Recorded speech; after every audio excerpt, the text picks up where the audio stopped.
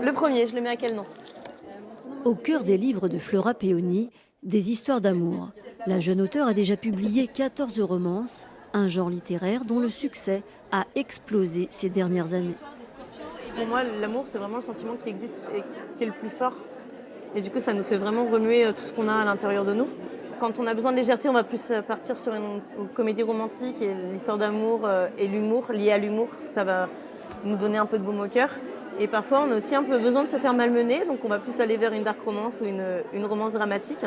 Plutôt dénigré dans le monde de la littérature, le roman d'amour du XXIe siècle s'est modernisé, multipliant les univers, les sous-intrigues et les genres.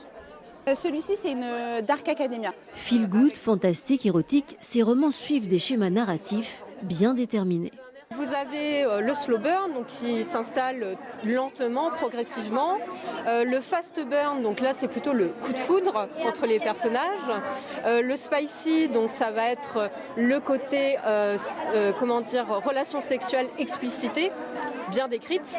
Le non spicy, ça va être plutôt le côté relation sexuelle ellipsée. De quoi satisfaire toutes les sensibilités, la romance s'intéresse à tout type de relations humaines. Les questions de société y sont aussi abordées. Et à chaque fois, on découvre des nouvelles histoires, des nouvelles opportunités. Du coup, on a envie d'en savoir encore toujours plus, de découvrir des nouvelles auteurs, des nouvelles manières d'écrire, parce qu'il y a la plume aussi qui change énormément aussi la manière de lire. Le soir, tu rentres du travail, tu coupes, tu lis ton livre, tu changes d'univers, tu respires, tu changes de monde.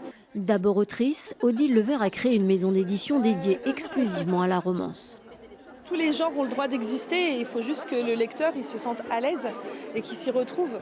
Et après, peu importe le genre qu'il lit, il faut que du moment que ça lui permet de s'évader et de passer un bon moment et de lire, j'ai envie de dire c'est génial. Pour ces passionnés, dévorer des romances relève presque de l'addiction. Une vingtaine d'ouvrages lus chaque mois, des milliers en quelques années.